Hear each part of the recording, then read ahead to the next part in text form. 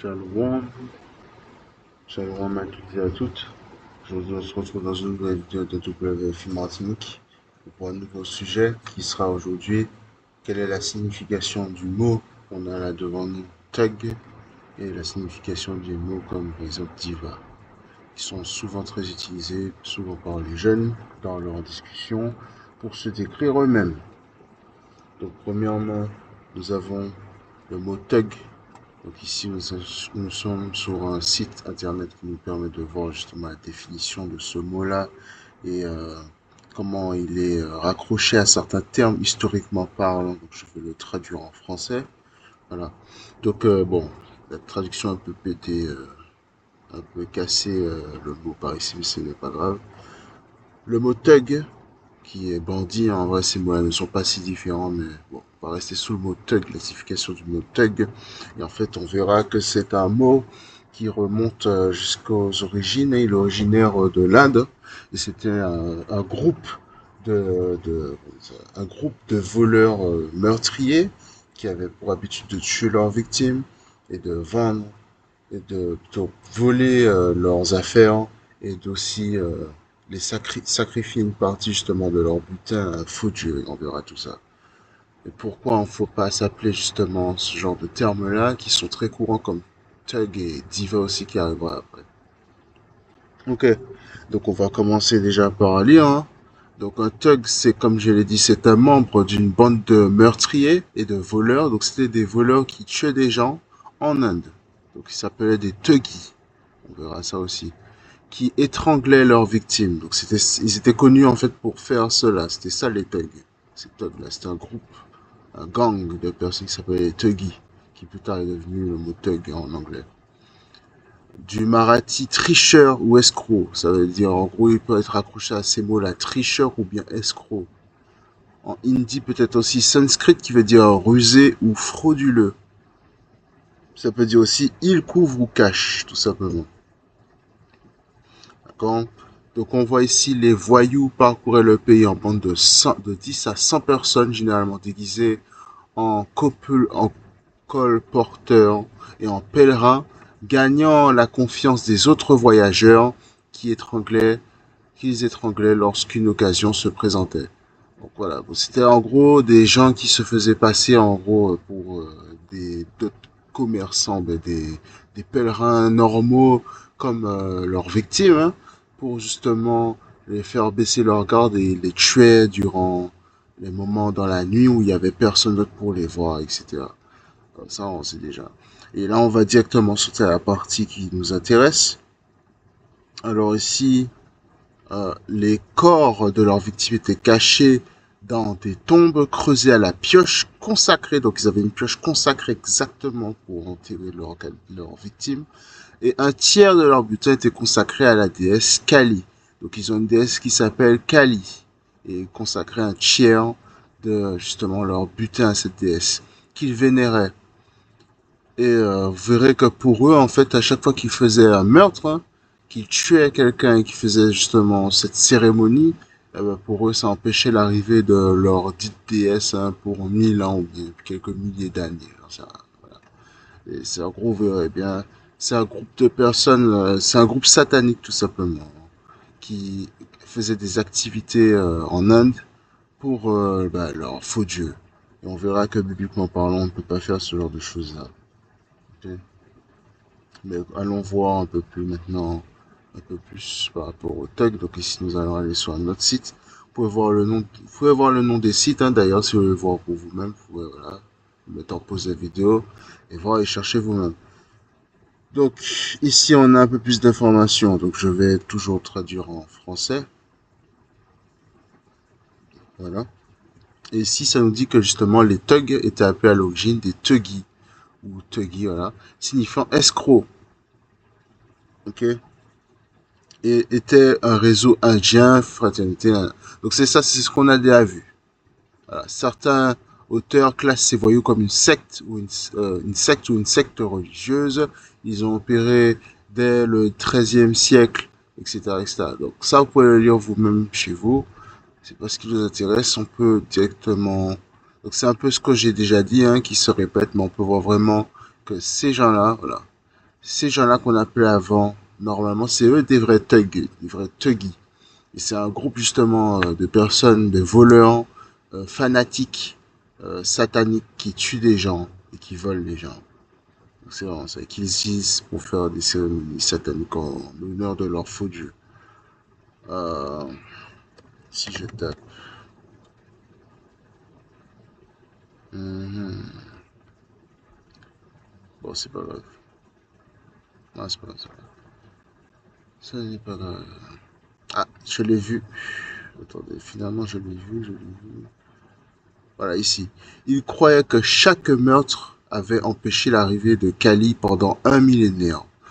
Donc, vous devez bien vous en penser qu'ils ont tué beaucoup de personnes, si je ne me trompe pas. Il y avait une période dans laquelle, voilà. Donc, l'historien britannique Dr Mike Dash estima qu'ils tuèrent au total 50 000 personnes en se basant sur son hypothèse qu'ils ont commencé à exister que 150 ans avant leur éradication dans les années 1830. Okay. Donc ils ont existé pendant à peu près une période de 150 ans, en tout cas c'est hypothétique, hein, mais on estime en tout cas que c'est environ, ils ont existé pendant 150 ans et en ça seulement d'années, ils ont tué 50 000 personnes en seulement 150 ans. Donc c'est énorme pour un groupe, je vous rappelle, qui est seulement d'une dizaine à centaines de personnes. Donc en tout, ils peuvent être peut-être quelques milliers, je suppose. C'est beaucoup pour un si petit groupe d'avoir tué autant de personnes en si peu de temps. 50 000, ce n'est pas rien du tout. Ok. Euh, donc vous pouvez lire le reste si vous voulez pour vous-même. Pour ça, on va passer. Maintenant, allons pour le terme de diva. Alors, le terme de diva, en général, on va l'utiliser de manière un peu différente, mais on verra. Alors, hop, traduit en français. Chanteuse destinée, prima donna. 1864 de l'italien déesse. Donc voilà ce que veut dire diva. Diva veut dire déesse ou bien belle dame, simplement. Du latin déesse féminin du dieu divo. D'ailleurs, on peut dire aussi diva, c'est au féminin, et pour dire divo qui sera au masculin, mais qui veut dire la même chose. Il veut dire un dieu ou bien divin. Voilà. Donc ça, voilà. Normalement, si je remets en anglais, je crois qu'on le voit ici. Divus. Divus. Bon, c'est pas grave. Je vais remettre en français. Lié à un dieu, divinité de la racine. Alors voilà, Dieu, qui veut dire briller, en dérivé du ciel, ciel ou bien Dieu, mais c'est à rapporter en gros pour diva, on va surtout s'intéresser à diva, et pas plutôt vraiment le genre masculin. Voilà, c'est vraiment. Alors ici, diva, on nous dit justement que diva, c'est le genre, c'est le féminin justement de ça là, voilà, de Dieu. Divo, c'est-à-dire déesse, ou bien belle dame, mais ça veut dire déesse. Et on sait que ça va à l'encontre de ce genre de choses. Racine, alors, Dieu, oups, voilà. Proto-indo-européenne signifiant, donc aussi c'est toujours d'origine de l'Inde qu'on va pouvoir retrouver ceci aussi. Bien sûr, ça a d'autres origines, vous pouvez le voir, on voit des origines grecques, etc. Mais voilà. Racine proto-indo-européenne signifiant briller, en dérivé ciel, ciel, Dieu, donc c'est ce qu'on avait avant. Cela peut constituer tout en partie de... Donc ça, on a d'autres mots ici qui ont pu constituer justement bien, qui peuvent être accolés justement à ce Dieu-là, justement à ce terme diva. Donc on va retrouver ici adieu, adios, lever, et ici on va retrouver des choses justement qui vont aller à l'encontre de la Bible, comme par exemple certains noms propres qu'on va avoir, qui vont apparaître comme Asmodée, qui est si je clique pour voir, donc c'est que c'est, esprit maléfique, prince des démons. Voilà, donc vous pouvez lire le reste pour vous-même si vous voulez. Mais le mot, le terme diva sera racolé à ce genre d'autres mots-là. On peut retrouver d'autres noms de fausses divinités, hein, comme ici il y avait Diana, voilà. Vers 1200, ancienne déesse italienne de la lune, etc., etc., de la virginité. Donc ici on retrouve un faux dieu encore, diva, on retrouve diva, Jupiter, on retrouve ici des feux dieux aussi, donc ça c'est les mois, hein, et certains jours aussi de la semaine. Mardi, on retrouve Zeus, on retrouve Jupiter, on retrouve... voilà, donc, ouais. Donc, on va voir que ce mot-là, en fait, il va beaucoup être racolé à des termes qui ne sont pas du tout... Vous n'allez pas avoir ce genre de définition à votre nom, ou être connu pour être ce genre de caractère-là. Euh, il pourrait aussi être la source du sanskrit Dieu, nanana. Donc ici, on est toujours en train de parler par rapport à de l'indien, du sanskrit, et Avestan qui veut dire à ce moment-là esprit ou démon. Donc diva peut servir aussi à dire dans certaines langues, dans dans un contexte, esprit ou démon. Donc toujours comme j'ai dit, c'est des termes qui ne sont pas utilisés pour se décrire soi-même, son frère ou sa sœur. Ok. Donc ici, on voit un graphique qui nous présente la fréquence. Bon, voilà, on va passer tout ça, mais on voit comment l'utilisation de ce mot évolue au fur et à mesure du temps. Et qui vraiment, il y a eu un boom à partir des années 1980, les années 2000, là, ça passe, ça explose littéralement, etc. Ok. Donc, allons voir maintenant ici. Hop, traduire en français. Une prima donna opératique. Si on a déjà vu, ça c'est le terme pour lequel il est souvent très utilisé. Quelqu'un avec du talent, ou bien une chanteuse qui chante très bien, etc. Ou bien une actrice aussi parfois. Et on va retrouver aussi pour... oups, voilà. Et on va retrouver, mais à la base, surtout, c'est une personne qui exige de l'attention, soit portée à ses besoins, surtout sans se soucier des besoins ou des sentiments des autres. Donc c'est quelqu'un d'extrêmement égoïste. Et l'égoïsme n'est pas quelque chose de bien, bibliquement parlant. On ne veut pas non plus toujours être accolé à ce genre de caractère-là. Ok, non, nous allons aller dans le book, dans le livre, désolé. Nous allons aller dans le livre d'Exode, chapitre, oups, dans le livre d'Exode chapitre 20 et allons verset 3 à 5, qui nous dit, je vais traduire, donc ça nous dit, tu n'auras aucun autre Dieu devant moi. Un. Donc premièrement, on ne peut pas avoir d'autre Dieu devant nous. Et on a vu déjà premièrement pour Thug, si on s'appelle Thug, c'était des bandits qui tuaient et surtout qui faisaient quoi? C'était un culte. Donc ils adorent un autre Dieu. On ne peut pas faire ce genre de choses-là. Exode 23 à 5, le verset 3, tout de suite, c'est les 10 commandements, hein, le chapitre 20 dans Exode. Tu n'auras aucun autre Dieu devant moi. Un, donc on ne peut pas être des thugs. Et bien sûr, on ne peut pas être des divas aussi, qui sera accolé à ce genre de choses. Tu ne te feras aucune image gravée, ni ressemblance de quoi que ce soit qui soit au ciel au-dessus, ou sur la terre en dessous, ou dans l'eau sous la terre. Et on va voir quoi pour divin, qu'est-ce que c'était encore? Où est-ce que c'était? Non, c'était pas ça. Je crois que c'était...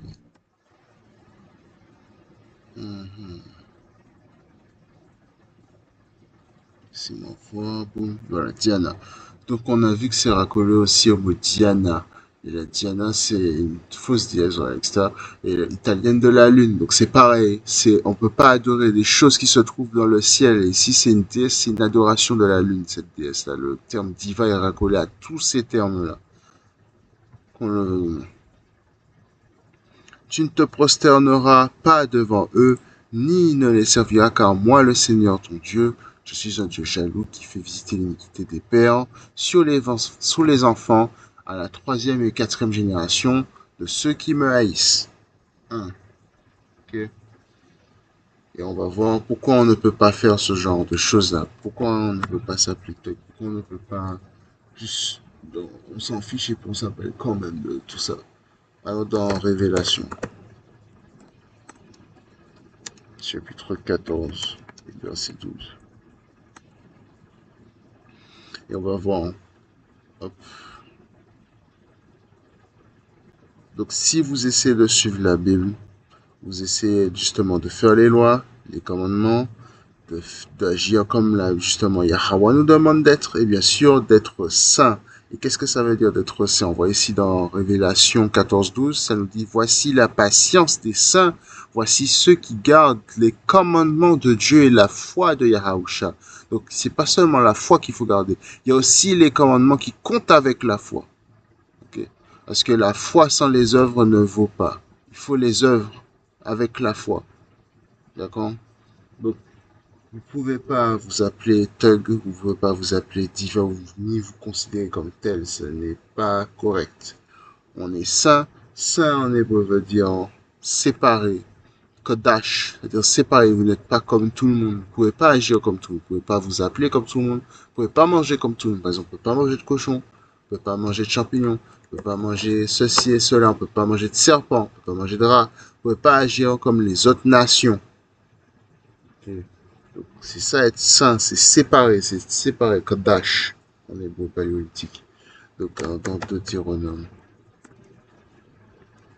chapitre 18, et allons verset 9, je vais voir jusqu'au verset 14 vite fait, je vais traduire bien sûr, et ça nous dit, quand tu viendras dans la terre que le Seigneur, ton Dieu, te donne, tu n'apprendras pas à faire les abominations de ces nations. On ne peut pas les copier. Tout ça, là, ces deux termes-là que je viens de dire, en tout cas, en tant que tel, surtout pour Thug, par exemple.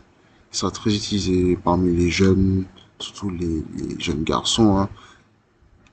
On ne peut pas s'appeler Thug. Ça vient de l'Inde, ça ne vient pas de notre tradition, ce n'est pas à nous. Ça vient de ces autres nations-là, justement, tous ces termes-là. Et pareil pour Diva, qui raccole à beaucoup de civilisations différentes qui ne sont toujours pas d'Israël. Okay? Donc tu n'apprendras pas à faire les abominations de ces nations. On ne peut pas faire ce que eux ils font. On ne peut pas les imiter. Parmi vous, on ne trouvera personne qui fera passer son fils ou sa fille à travers le feu, qui utilise la divination, ni observateur des temps, ni enchanteur, ni sorcière. Et on a entendu qu'est-ce que faisaient les thugs, les thuggis. Ils faisaient des sacrifices à leurs faux dieux par rapport aux victimes qu'ils avaient tuées. On ne peut pas faire ce genre de choses à toujours. On ne peut pas s'appeler avec ce genre de diminutif. Ou un charmeur, ou un consultant auprès d'esprits familiers, ou un sorcier, ou un nécromancien. Toutes ces choses-là, on ne peut pas les faire non plus. Pardon. Car tous ceux qui font ces choses sont en abomination pour le Seigneur, et à cause de ces abominations, le Seigneur, ton Dieu, les chasse de devant toi. Okay? Donc là, il parle des autres nations. C'est pour ça que les autres nations, par-delà le passé, étaient chassées devant le peuple d'Israël. Parce que eux, ils font des choses qui ne sont pas bonnes, justement. Ils n'ont pas droit aux lois et aux commandements. Mais ça n'enlève pas pour autant qu'ils font des choses, justement, qui sont wicked, qui sont pas bonnes pour nous. Donc, c'est ça que Dieu les chasse devant nous. Tu seras parfait devant le Seigneur, ton Dieu. Si vous voulez être parfait, il faut ne pas, vous pouvez pas imiter les autres nations. Vous ne pouvez pas vous appeler Thug ou bien Diva, par exemple. Car ces nations que tu posséderas, on va les posséder, ont écouté les observateurs des temps, c'est-à-dire ils ont fait de la magie, et les devins, toujours de la magie. Quant à toi, le Seigneur, ton Dieu, ne t'a pas permis de faire ça. On ne peut pas les imiter, on ne peut pas faire ça. Point barre. Si vous voulez faire partie, vous ne pouvez pas faire cela. Ces choses-là. Ok? Et maintenant, on va voir pourquoi. Allons dans Isaïe. Pourquoi on ne peut pas faire ces choses-là? 45, et allons verset 4 à 5. Oups, j'ai oublié de... Voilà. On va traduire. Et ça nous dit quoi? Pour Jacob, mon serviteur, et Israël, mon élu, je t'ai même appelé par ton nom. Je t'ai surnommé, bien que tu m'aies pas connu. Je suis le Seigneur, et il n'y a personne d'autre. Il n'y a pas de Dieu à mes côtés. Je t'ai saint, bien que tu m'aies pas connu.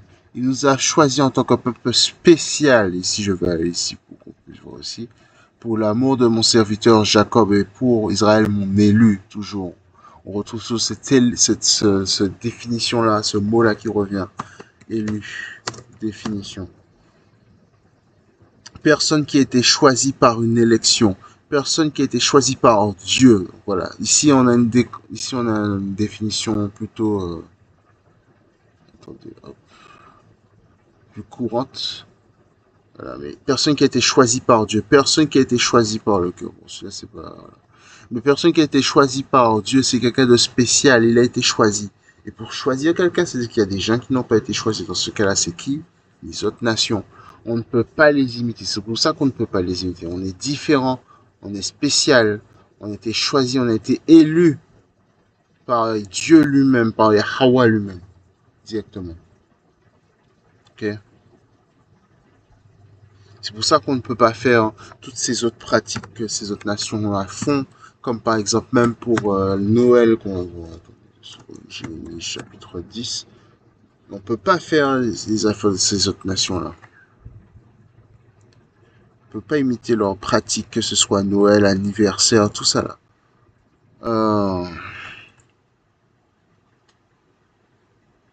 Ok. Alors ici, verset 11. Alors Jérémie chapitre 10 et verset 11. Ainsi leur direz-vous, les dieux qui n'ont pas fait les cieux et la terre périront eux aussi de la terre et sous ces cieux. Et on va avancer un peu plus. Je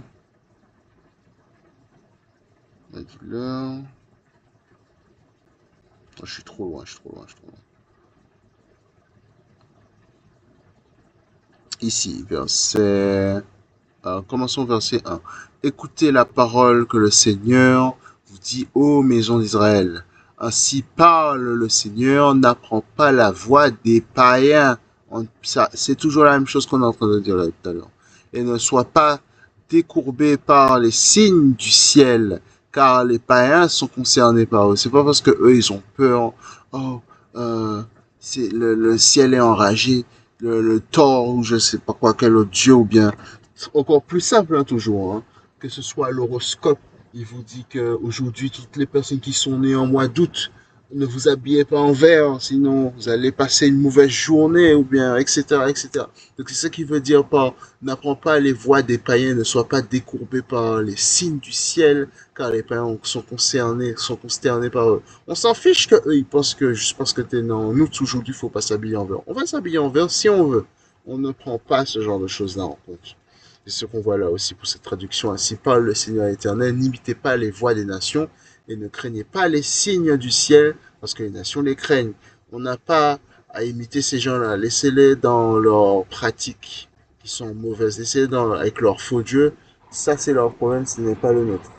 On n'a pas à suivre l'horoscope, on n'a pas à suivre par rapport à quel mois on est né, qu'est-ce qu'il faut faire aujourd'hui, écouter quelqu'un qui nous parle à la radio ou bien je ne sais. Ok. Car les coutumes des peuples sont vaines. C'est du n'importe quoi. Ça ne sert à rien, c'est de la stupidité. C'est des mois.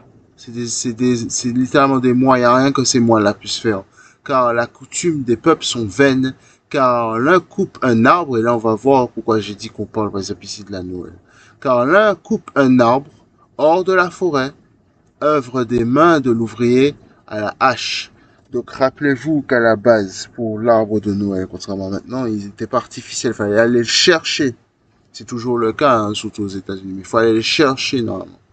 Il faut le couper, c'est pas en plastique.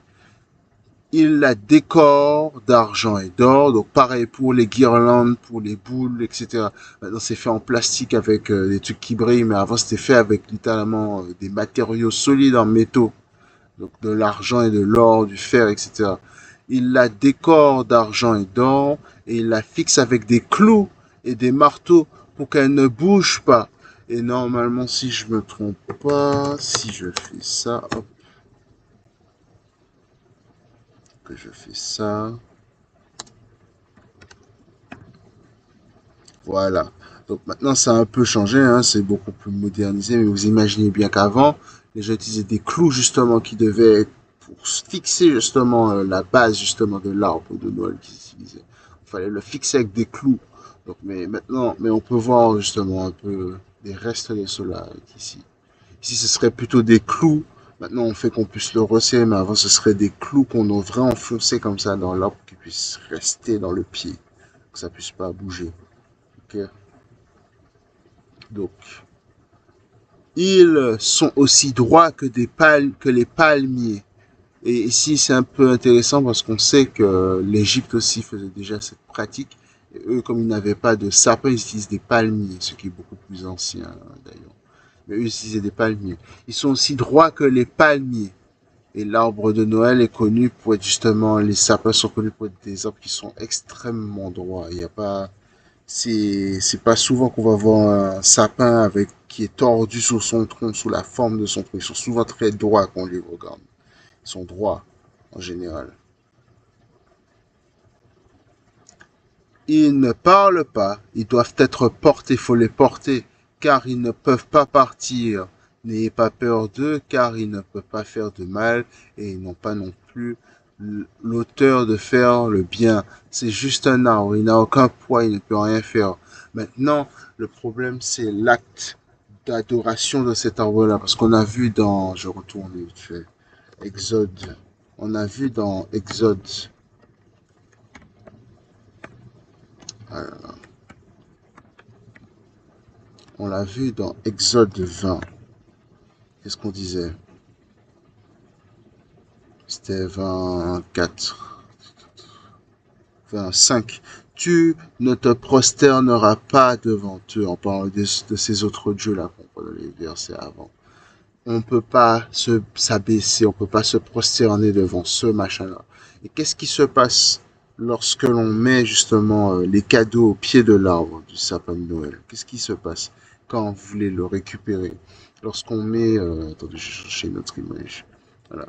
Qu'est-ce qui se passe si jamais vous posez ces cadeaux au pied de l'arbre? Vous voulez le récupérer? Qu'est-ce que vous devez faire automatiquement à ce moment-là? euh, Est-ce que je peux trouver une image?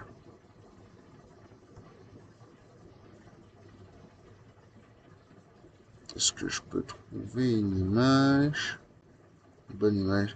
Mais vous allez devoir vous baisser, vous allez devoir vous prosterner. Et c'est une technique qui est très souvent utilisée hein, dans dans différents contextes. Par exemple, si on regarde, c'était, je sais pas, sarcophage, Napoléon. On va retrouver ça dans différentes choses, hein, comme par exemple même pour le sarcophage justement de Napoléon. Où en fait on sait que on a construit son sarcophage de manière où que si jamais vous le regardez, soit vous êtes en bas, soit vous êtes en haut sur le balcon. Donc soit vous êtes obligé de le regarder de haut, ou soit vous êtes obligé de baisser votre tête dans tous les cas. De, si vous voulez regarder le sarcophage de Napoléon, les architectes ont fait en sorte que vous êtes obligé de lui montrer vos respects. Donc c'est des techniques qui peuvent être utilisées parfois, qui c'est pas nouveau du tout. Donc pareil, quand on va mettre les cadeaux au pied du sapin de Noël, vous allez automatiquement devoir vous abaisser et montrer vos respects, à faire une idolâtrie à cet arbre-là. Donc on ne fête pas cette fête-là. Il y a assez de jours dans l'année pour donner des cadeaux à vos enfants. Vous n'êtes pas obligé de le faire à ce moment-là. Ok. Et voyons voir maintenant. J'avais parlé pour les anniversaires, donc allons voir pour ça. Dans Genèse. On va retrouver cela dans Genèse 40-20. Et qui nous dit justement, si on regarde, et il fut le troisième jour, qui est l'anniversaire du Pharaon, qu'il fit un festin à tous ses serviteurs, et il leva la tête du chef des panus, du chef des majors, du chef majordome, désolé, et du chef boulanger parmi ses serviteurs. Donc c'est ce qu'on veut dire ici. Peut-être ça, c'est plutôt ça que vous avez dans votre Bible. Le chef des échansons et la chef et la tête du chef des panetiers. Donc les échansons, le chef des échansons, c'est plutôt le chef des majordomes. Et ensuite, le panetier, c'est justement le chef des boulangers. Vous voyez. C'est un peu intéressant d'avoir des traductions pour mieux comprendre les mots. Qu'est-ce qu'il veut dire? Si je prends par exemple la signification du mot panetier, hop, là, commis dans une panetterie, lieu de conversion, conservation, désolé, du pain. Donc, ancien officier chargé du pain à la cour. Donc, c'est ça qu'on a là. C'est justement le chef boulanger parmi ses serviteurs. C'est ça le panetier. On voit bien que les deux traductions utilisent des mots différents, mais l'un est beaucoup plus direct que l'autre sur sa description que celui-là qui va utiliser des termes peut-être moins courants. Ok. Donc ici, on peut voir un anniversaire qui était l'anniversaire justement de Pharaon. Pharaon qui était bien sûr très mauvais envers le peuple d'Israël, hein, il faisait pas du tout les lois et les commandements, très loin de lui de faire ce genre de choses. Hein. Il n'y a pas besoin de trop détailler pour le pourquoi du comment hein, pour ce sujet-là. Mais justement, on nous dit que c'était le troisième jour, c'est-à-dire le troisième jour d'un mois. On ne sait pas quel mois, on nous a pas précisé quel mois. Mais on sait que c'est le troisième jour, c'est le 3 de tel mois. Et on nous dit que c'était quoi ce 3-là? Eh ben, le 3 de ce mois. De ce mois-là en question était le jour de l'anniversaire de Pharaon, c'est-à-dire ce jour de sa naissance. Les Égyptiens faisaient les anniversaires, les Israélites non. Et qu'est-ce qu'il faisait à ce moment-là? Eh ben, il a tué deux serviteurs à lui. Donc c'est vraiment pour vous montrer que à chaque fois qu'il y a des anniversaires, à chaque fois il y a des choses mal qui arrivent, souvent d'ailleurs. Est-ce que je peux trouver par rapport à ça plus de chance de anniversaire?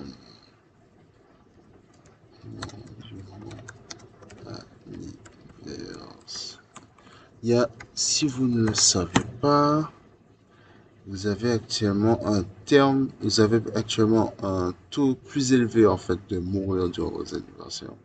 Il existe alors ouais, on va aller ici. Il existe une statistique étonnante selon laquelle les Français ont plus de chances de mourir. Donc là, c'est vraiment, de ce que je vois, on va parler seulement pour la France, hein, ok, c'est pas grave. Pour les Français. Je retourne en arrière. Il existe une statistique étonnante selon laquelle les Français ont plus de chances de mourir le jour de leur anniversaire. En effet, selon une étude en l'INSEE, donc, ceux qui ne connaissent pas l'INSEE, c'est très respecté voilà, pour les informations. Donc, c'est données selon l'INSEE, le risque de décès augmente de moyenne de 6% le jour de le jour de l'anniversaire par rapport à d'autres jours de l'année. Et ce phénomène est particulièrement marqué chez les jeunes. Donc on sait déjà pourquoi, hein, parce qu'ils font beaucoup plus de conneries, ils sont amenés à faire beaucoup plus de choses qui ne sont pas très sécurisées. Hein, vous savez, beaucoup de choses qui sont très dangereuses, mais rien n'arrive par hasard, vous savez. Donc, vous avez plus de chances d'ailleurs de mourir durant votre anniversaire en le fêtant. Là, c'est un petit plus. Allons maintenant dans un genre. Dans un genre. Je vais voir vite fait ce que ça se trouve bien là. Je suis pas sûr que ça se trouve là. Voilà. Donc pourquoi en tout on ne doit pas faire ces choses-là? Quiconque commet le péché transgresse aussi la loi, et car le péché est la transgression de la loi. On ne peut pas faire ce genre de choses, on ne peut pas pécher, on ne peut pas adorer d'autres dieux, on ne peut pas s'appeler Thug, alors que ce sont des fanatiques satanistes qui adorent d'autres dieux. On ne peut pas s'appeler Diva, alors que c'est racolé à plein d'autres termes, comme par exemple même le prince des démons Asmodée ici, ou bien d'autres faux dieux comme Diva, etc., qui est une déesse de la lune. On ne peut pas faire ce genre de choses-là. Ça va à l'encontre de ce que la Bible nous dit de faire, justement. Euh, un petit dernier, allons dans Romains. Ce sera le dernier, après ça, je vais fermer le cours. Alors, dans Romains, chapitre 2 et verset 13. Ouais, bon. C'est le livre de Romains, chapitre 2 et verset 13. Car les auditeurs de la loi ne sont pas justes devant Dieu, mais les pratiquants de la loi sont justifiés. Et si vous n'avez pas bien compris, je vais lire là aussi. Ce ne sont pas en effet ceux qui écoutent la loi qui sont justes devant Dieu. Si vous voulez être les justes, quand il y aura la séparation entre les justes et les injustes, si vous voulez être un juste, ce n'est pas seulement ceux qui écoutent la loi qui seront justes, mais ce sont ceux qui la mettent en pratique. C'est-à-dire, il faut faire. Il faut la faire actuellement. Il ne faut pas juste écouter. Il faut essayer de la mettre en pratique. Faut le faire. Qui seront justifiés. C'est seulement ceux-là qui seront justifiés. Ceux qui ont seulement le couteau, mais ceux qui n'ont jamais entendu parler, ne seront pas justifiés. Ils ne seront pas considérés comme justes. Ils ne seront pas justes. Ils seront injustes. C'est pour ça que Yahweh est bon. Ok?